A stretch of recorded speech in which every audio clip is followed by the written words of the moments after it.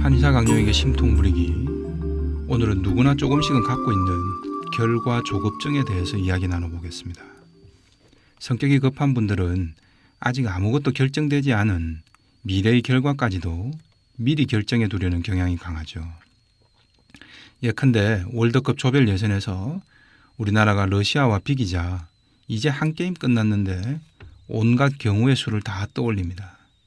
그래서 알제리를 잡고 벨기에와 비교해야 한다는 등 갖가지 가능성들을 다 떠올려 봅니다. 심지어 알제리한테는 몇 점 몇으로 이길 거라는 등 구체적 예측들이 다 나옵니다. 그런데 결국 졌죠. 16강 진출은 이기면 올라가고 지면 못 올라가는 거죠. 열심히 준비해서 뚜껑 열어보면 나오는 건데 그렇게 미리 조바심을 내는 게 과연 좋은 결과를 만드는데 도움이 됐을까요? 흔히 이런 걸 설레발이라고도 하죠. 우리가 공부를 하거나 어떤 목표를 세울 때도 이런 결과 조급증이 심해지는 경우가 있습니다. 그런데 이런 결과 조급증이 좀처럼 잘 낫지 않는 큰 병으로 이어지기도 합니다.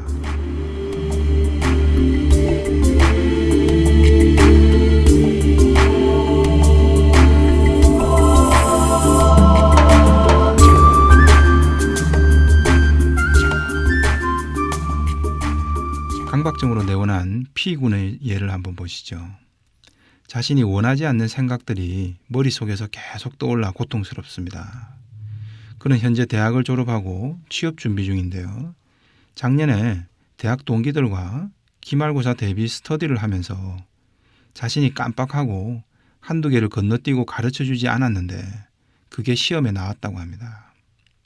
그때 이후로 P군은 양심의 가책 때문에 계속 나는 나쁜 놈이야 라는 생각이 머릿속에 반복적으로 떠오른다고 합니다. 이미 1년도 더 지났고 모두들 대학을 다 졸업한 상황입니다. 그런데 P군은 이런 생각 때문에 불안해서 잠도 못 자고 일상생활도 정상적으로 못하고 있다고 합니다. P군은 마음이 너무 여리고 착한 건가요? 너무 양심적이고요. 신경안정제를 먹기도 했지만 별반 차이가 없다고 합니다. 과연 P군의 강박사고는 왜 생긴 것이며 어떻게 치료해야 할 수 있을까요? 그런데 P군의 강박사고는 고1 때 처음 나타났다고 합니다. 그때는 야한 영화를 혼자 몰래 보다가 어머니에게 들킨 후 너무 충격을 받아서 그날부터 강박사고가 나타났다고 합니다. 그때는 하루 종일 영화 속 성행위 장면들이 머릿속에서 떠나지 않았다고 합니다. P군은 이 때문에 공부에도 집중을 못해서 수능 때까지도 큰 어려움을 겪었다고 합니다.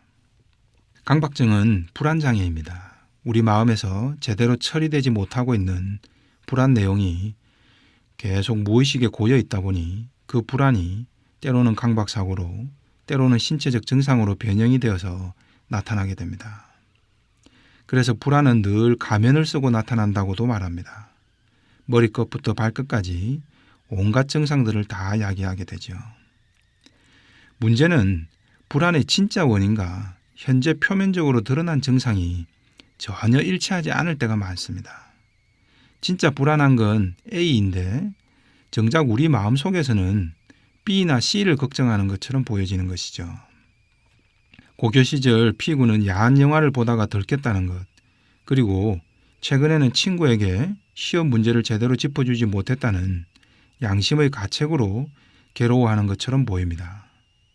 그러나 이는 진짜 원인은 이미 숨어버리고 난 뒤에 뒤늦게 나타난 곁가지 증상이라는 겁니다. 언뜻 보면 P군의 강박사고는 논리적인 것처럼 보일 수 있습니다. 하지만 따져보면 매우 비합리적이죠. 친구가 그로 인해 큰 시험을 망치거나 낙제를 한 것도 아니고 수십 문제 중에 한두 문제 짚어주지 못한 걸로 1년이 넘게 양심의 가책을 느낀다는 것이 진짜 원인일까요? 아니면 P군의 무의식이 그리 믿고 싶은 걸까요? 인간의 무의식은 A라는 내용 때문에 불안하면 처음에는 어느 정도 A를 걱정하다가 도저히 해결이 안 될 것 같다 생각되면 A가 머릿속에서 계속 떠올려지는 것이 괴롭기 때문에 B나 C처럼 전혀 다른 내용으로 전환시켜버립니다. 그게 바로 강박증이고 불안장애인 거죠. 따라서 병을 치료하기 위해서는 진짜 불안한 애초의 내용 A가 무엇인가를 분석해내야 합니다. 상담 결과 고1 때 P군이 정작 불안해한 것은 성적이었습니다. 강박증이 생기기 직전에 과연 무엇이 불안했는가를 찾아야겠죠. 그런데 P군은 내신과는 달리 전국 단위의 모의고사를 보면 이상하게 성적이 안 나왔다고 합니다. 그리고 이렇게 되면 고3 때 모의고사 성적은 어떨까? 수능 성적은 어떨까? 수능도 못 보지 않을까라며 아직 2년이나 남은 시험까지 미리 걱정을 하기 시작한 겁니다. 그리고 수능을 못 보면 좋은 대학을 갈 수가 없고 내 인생도 끝이고 크게 실망하실 부모님은 무슨 면목으로 보나라는 생각까지 들었던 겁니다. 이제 고1 첫 학기에 시험 한두 번 본 걸로 고3 수능을 걱정하고 자기 인생 전체를 걱정하는 거죠. 이게 바로 결과 조급증이고 설레발인 거죠. 이러던 찰나에 바로 야한 영화를 보다가 어머니에게 들킨 일이 생긴 겁니다. 뭐 그렇게 대단한 일인가요? 요즘은 초등생만 돼도 야동을 본다는데 고등학생이 야한 장면이 포함된 영화를 보다가 어머니에게 들킨 일이 한국 정서에서 조금 민망하긴 하지만 그렇게 양심의 가책까지 느낄 만한 일인가요? 아닙니다. 그런데 P군의 무의식은 이를 명분으로 삼고 싶었던 거죠. 까마귀 날자 배 떨어지는 격이고 울고 싶은데 뺨을 때려준 격입니다. P군은 이미 시험과 성적, 수능이라는 A라는 고민 때문에 너무 힘들어하던 터에 새로운 고민거리 B가 등장을 한 거죠. 그래서 A를 떠올리느니 차라리 B가 낫다는 무의식의 계산에 따라 B가 강박사고의 형태로 드러나 버린 거죠.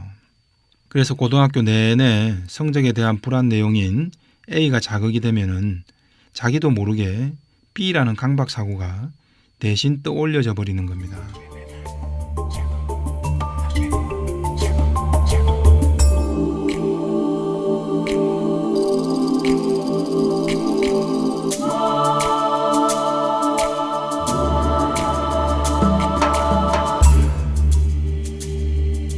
자, 그럼 지금 상황은 어떤 걸까요? 1년 전 대학 동기에게 시험에 나올 문제 한두 개를 빠뜨리고 안 알려줬다고 강박사고가 생긴 걸까요? 이것도 가면일 뿐이라는 거죠. 진짜 원인은 취업 불안이었습니다. 대학을 졸업하고 취업준비생 신분으로 있지만 취업을 할 수 있을지에 온통 불안해진 거죠. 처음 강박증이 생겼을 당시와 지금 강박증은 양상은 많이 다른 것 같지만 분명한 공통점이 있습니다. 바로 미래를 미리 결정해 두려는 조급한 마음입니다. 여기에는 물론 어려서부터 P군에 대한 부모의 강박적인 훈육 태도와도 연관이 됩니다. 조금만 잘못하면 개입하고 지적해서 똑바로 하라는 식이죠. 똑바로 하지 않으면 마치 큰일이 날 것처럼 주입이 된 겁니다. 마치 파블로프의 조건 반사 실험에서처럼 종소리를 울리고 음식을 주는 일을 반복하다가 나중에는 종소리만 울려도 개는 음식을 주는 줄 알고 침이 분비됩니다. 마찬가지로 사람도 어릴 적에 부모가 지나친 잔소리와 개입으로 사소한 것도 크게 잘못될 것처럼 자꾸 지적하고 불안해하면 자녀들은 결코 잃어버릴 수 없는 것을 놓고도 불안해하며 떨게 되는 겁니다. 이런 불안 때문에 P군은 결과 조급증이 생긴 겁니다. 고1 때는 수능 결과가 어떨지, 자신이 어떤 대학을 갈지를 미리 결정해 두려는 식이죠. 지금도 취업 준비를 그냥 꾸준히 하면 되는데 어떤 기업에 갈 수 있을지 계속 미리 걱정하는 겁니다. 이런 걱정을 하느라 정작 공부나 취업 준비는 집중을 못하게 되는 거죠. 사상의학적으로는 특히 소음인에게서 이런 경향이 생기기가 쉽습니다. 소음인은 사고를 타거나 뭐든지 결과를 명쾌하게 정리하려는 기질이 강합니다. 이를 사상의학에서는 극정, 즉 지극히 정리하려는 기질이다라고 말합니다. 소음인은 하나의 상황이 발생하면 이것이 논리적으로 합당한가를 자동 반사적으로 따지게 되고 그 결과가 어떻게든 나올 때까지 생각을 멈추기가 힘듭니다. 그러다 보니 소음인은 미래에 대한 것까지 자신의 머릿속에서 분명히 정리해 두려고 합니다. 피군처럼 고1이 수능 점수를 미리 걱정하는 시기 되죠. 그러나 미래의 일이란 자신이 아무리 노력한다고 해도 외부적인 변수가 많아서 한 가지 결론으로 속단할 수가 없습니다. 수능이나 각종 고시 준비를 하는 학생들의 강박증이나 두통, 기면증 등도 이런 원인에서 비롯되는 경우들이 많습니다. 올 11월에 내가 어떤 대학을 갈 수 있을까? 내년 국가고시에는 합격할 수 있을까? 그러면서 성적을 무조건 잘 받아야 되는데, 무조건 합격해야 되는데 라고 생각합니다. 언뜻 이런 걱정과 생각을 하는 게 당연한 것처럼 보일 수도 있지만 정말 쓸데없는 걱정이자 욕심이란 사실을 깨달아야 합니다. 이는 마치 내일 소풍 가는 날인데 비가 올까 안 올까 걱정하는 식입니다. 밤새도록 먹구름 낀 밤하늘을 쳐다보며 내일 날씨를 미리 걱정한다고 결과가 달라질까요? 그런데 내일 꼭 소풍을 가야 하는데 내일 절대 비가 오면 안 돼 라고 마음을 냅니다. 이건 바람이나 기도가 아니라 욕심인 겁니다. 소풍을 가고 싶은 건 내 마음이고 내 사정이지만 비가 오고 안 오고는 내가 관여할 수 있는 부분이 아니죠. 내가 할 수 있는 건 그저 오늘 소풍 가방을 열심히 싸놓는 것뿐입니다. 11월 수능 결과가 어떨지, 내가 합격할지 불합격할지 그건 내가 걱정할 이유가 없는 거라는 거죠. 그저 나는 오늘 하루를 얼마나 실력을 더 쌓아 놓을지, 오늘 하루에 최선을 다했는지만 돌아보면 되는 겁니다. 그렇게 11월까지 쌓아가는 것뿐이죠. 결과는 그때 가서 뚜껑 열어보면 알기 싫어도 드러날 내용입니다. 뚜껑을 열었는데 결과가 만족스럽지 못하다? 그럼 아직 내가 쌓아온 것이 부족하니 한 번 더 하라는 뜻이죠. 재수를 하든지, 재수가 힘들어서 싫다면 포기를 하고 다른 목표를 찾든지, 그건 그때 결정하면 됩니다. 그런데 성적은 반드시 잘 나와야 하는데, 반드시 합격해야 하는데, 비는 절대 오면 안 되는데, 이런 마음이 결과 조급증이고 바로 욕심인 겁니다. 이게 불안을 만들죠. 이런 불안이 우리를 오늘 하루에 집중하는데 방해하게 만듭니다. 오늘 하루 최선을 다할 수 없게 만듦으로써 하루하루 결실을 쌓아가는 게 적어질 수밖에 없습니다. 틱낫한이라는 스님이 이런 말을 했습니다. 고통의 원인은 시들어가는 꽃이 아니라 꽃이 시들지 않기를 바라는 비현실적인 욕망 때문이라고 말이죠. 내가 할 수 있는 것과 내가 할 수 없는 것을 구분하지 않고 바라는 마음은 간절함이 아니라 탐욕인 겁니다. 마치 꽃이 영원히 시들지 않기를 바라는 식이죠. 우리는 그저 오늘 하루에 충실해야 합니다. 미리 걱정하고 결과에 조바심을 낸다고 하나도 좋아지는 게 없습니다. 오히려 피군의 예에서 보았듯이 더욱 부실해진 결과와 미래를 마주해야 합니다. 그를 기다리는 현재 또한 불안 속에서 시달려야 하지요.